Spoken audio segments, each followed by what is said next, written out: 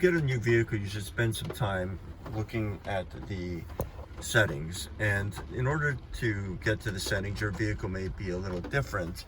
But basically, you turn on the vehicle and you look for, it could be a settings button. So for example, for me, my Honda Odyssey has a settings. I would push that and it would bring up this screen here. And so there's also different other things. If you push, for me, info, it goes immediately to this trip computer or clock, depending what do I want to show. So it could show my mileage and, excuse me, my fuel economy, or I could select that I want I want the clock as my wallpaper, right? So you can select whatever you want in that space. For me, if I push audio, it shows the status of the audio screen, and this is on my main screen, what I want to appear on my main screen. But the thing I want to talk to you about today is settings. So in settings, there's a lot of things here. So I have a camera in my car for my vehicle for my right turn blind spot. I have phone settings, I have vehicle settings, info settings, system settings, and audio settings. So let's walk through these quickly. And you may have a different way to navigate this. I happen to have a knob with a enter button, but you may have buttons of other sorts. So anyways, the key thing is to find the settings section and just be familiar with it, because you may like the default, but there may be something that's just something you like better. For example, one thing that I like is when I unlock my car, I do not want all the doors unlocked, because I usually am driving by myself, and if I'm in a parking lot or something, I only want my driver's side unlocked. And you can create that, or when I put it into drive, I want the doors to lock themselves. So there's different things like that. So let's just go over this quickly. You can do this with your own vehicle. I won't go into too much of explanation of each of the areas. So let me just navigate through that. So first thing, I'm just going to turn this knob. So as you see things change, it's because I turned the knob. So let's go to camera settings first. In this one, I have lane watch and rear camera. So in lane watch, it lets me activate it. So if I turn my right turn thing, you see it activates the camera. Show with the turn signal on. Do I want reference lines? So right now it's on. So if I turn my lane watch on, you can see the red lines, and it gives the distance, approximate distance, and then you can click on this display, and you can adjust how bright it is as you need to. So that's if you have something like that. And then the rear camera as well, you can add guidelines. So if I put this in reverse, you'll see I have guidelines there. If I don't want those guidelines, I can turn them off. If I did off and then I go into reverse again, you'll see that they're gone. I personally like the guidelines. Once I calibrate them for my own understanding, it helps me, especially when I'm parallel parking. I think they're helpful, but that's just my preference. So that's why you have these settings, so you can set your preferences for your benefit. So phone settings, won't go too much in detail, but basically, how do you want things to react to you when you're using your mobile phone? And so there's quite a bunch of different things you can add in there. Your vehicle may be different, so I won't go too much in detail, but that's about managing your Bluetooth and your phone connection. And then up here, I'm able to navigate as well to specific menus for my phone. So now let's go to info settings. So look, info settings is about your information screen. They're similar, like things that appear on this info board here, like you want the clock, and and then how do you want that to show up? So you can change like wallpaper, things like that. And so like if you scroll down, you can see on the left side what it might look like, or you can have it completely off. So the way I'm navigating this, I have a back button, which makes it easier for me to go back and forth, but you can also use these buttons at the bottom and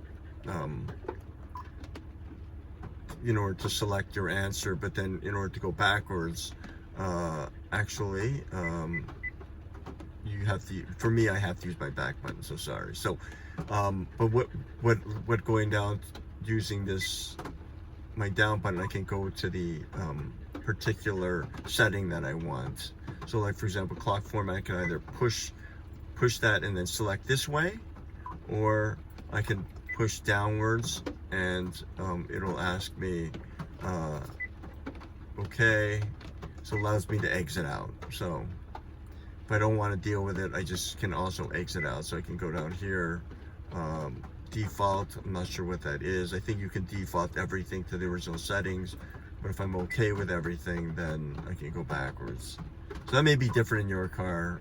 So let me go back to the settings button. So that's info settings, primarily like the clock and other information.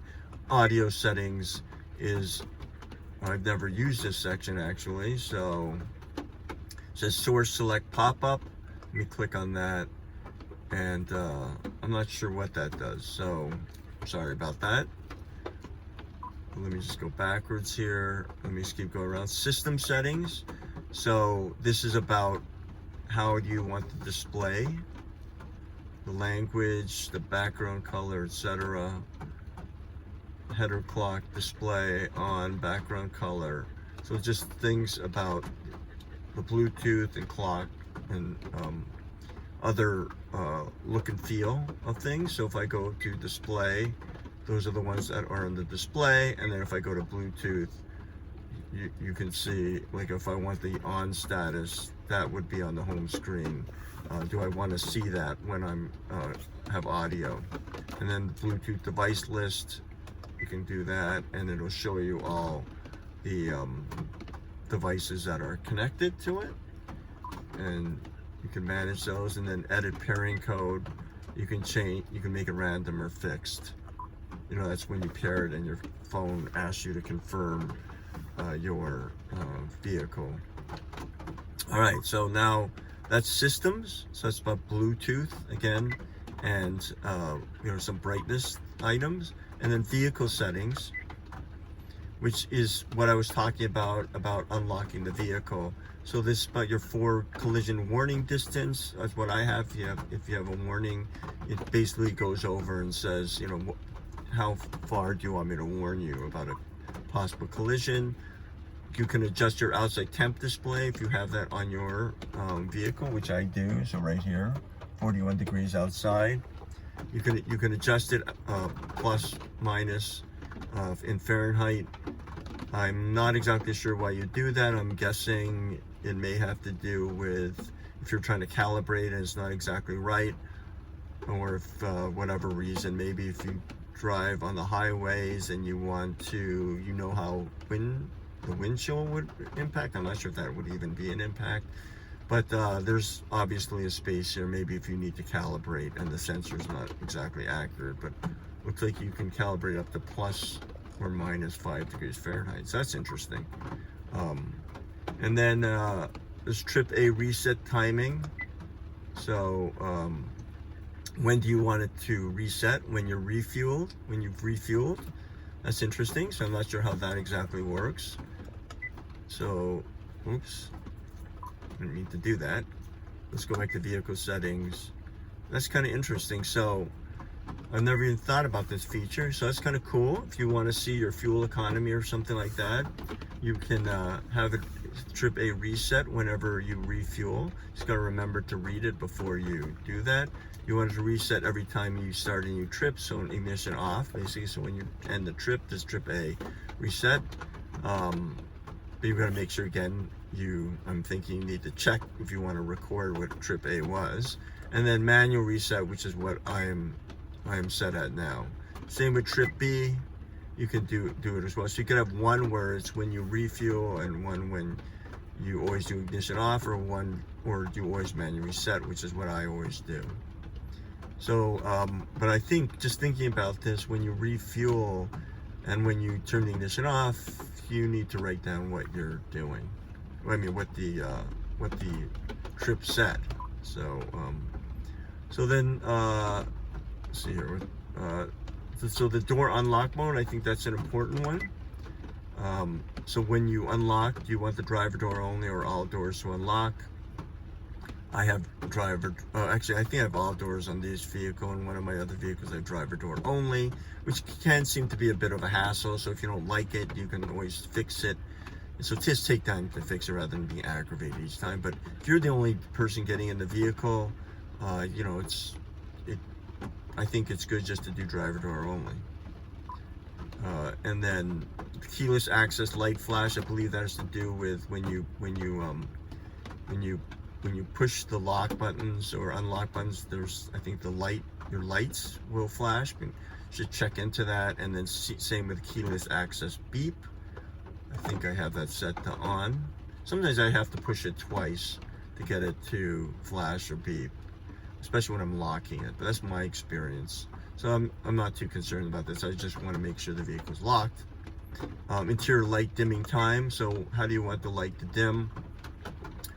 When you know, when it's on, and then so you can adjust that. For example, when you get in the vehicle, if it turns on, I believe, you know, how long do you want it to stay lit and then get dark gradually. When I notice when I lock the door, and if I have my lights on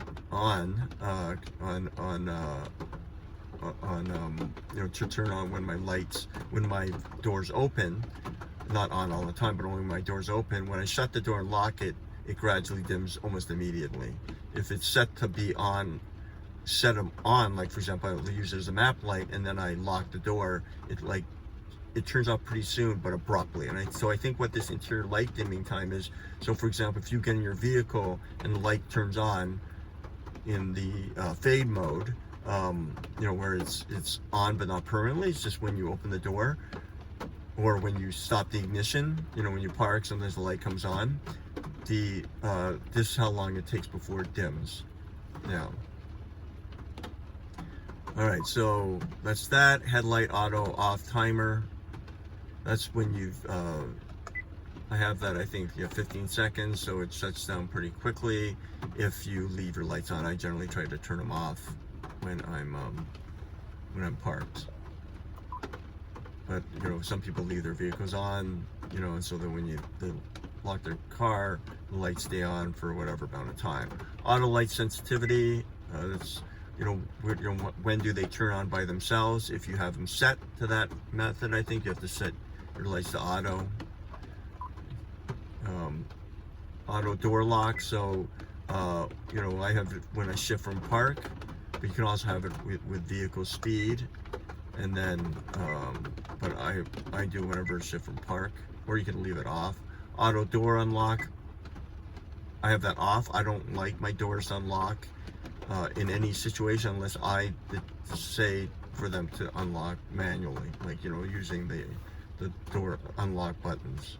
I don't like the idea of when I shift to park that my doors unlock, and I don't like the idea that when I turn my ignition off, my doors unlocked. But that's your own preference. Key and remote unlock mode. So that's about what doors again unlock when you use that. I saw that earlier. Power slide door keyless open mode. That's about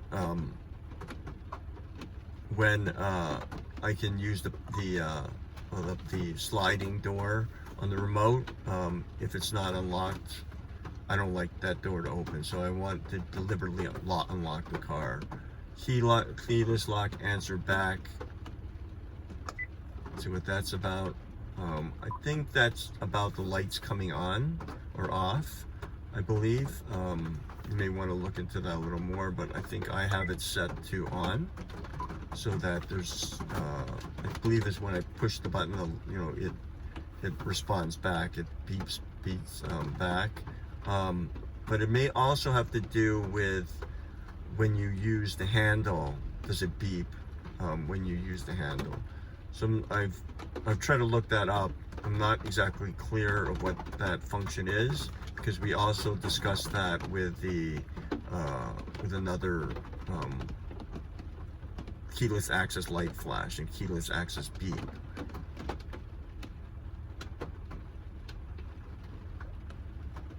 So there's so I think That has, I think it's either one of them has to do with, when you don't have your remote, and another one has to do when you just use the handle. But I just have them both set to on because I like to get feedback that I in fact locked the car. The security relock timer, so that's when you unlock the car but nothing happens. Like you don't go to the car, it relocks itself. Sometimes that can be frustrating, especially if you want to unlock the car for someone else who's going to the vehicle. But I think that's a good safety thing as well.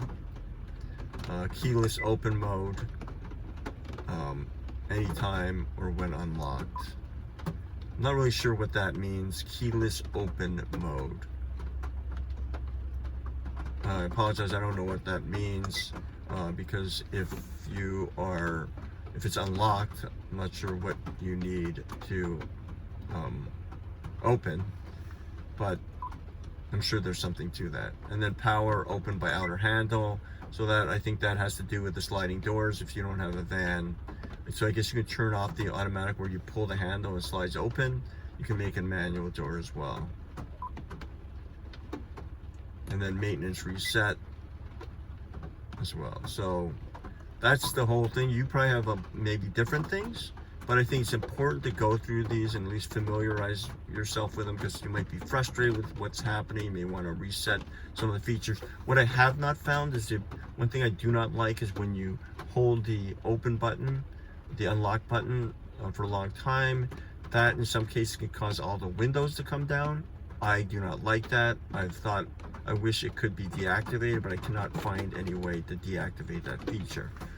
So again, there's a lot of good settings here: camera settings, phone settings, which are obvious, info settings, which is about like the clock, and your info screen, which is what we're looking at now, audio settings, system settings, which is about like the brightness, and your Bluetooth, which is different than vehicle settings, right? So vehicle settings is about how does your vehicle react to your fob, or like how does it react to trip changes and things like that. So hopefully this was helpful. I highly recommend when you get a new car, or even if you have your own current car, to take a look at these and set them for your preferences. Again, the way I set mine is I set my doors to only unlock. Generally, one vehicle I may actually have this vehicle I may have set for all of them to unlock, because generally they all go together. But if I'm using another vehicle, which I primarily drive alone, I only unlock my door. And then I don't have an auto unlock when I park or when I turn the ignition off, but I have it auto lock when I go out of park into drive. Those are just my personal preferences. Something I just learned as I walked through this is that whole thing about setting the trip mileage of A and B. I think that's pretty cool to have maybe one set for when you're refueling all the time, just to track mileage. So it starts at 0, but you have to remember to check them. So you have to cycle through them on your other screen. So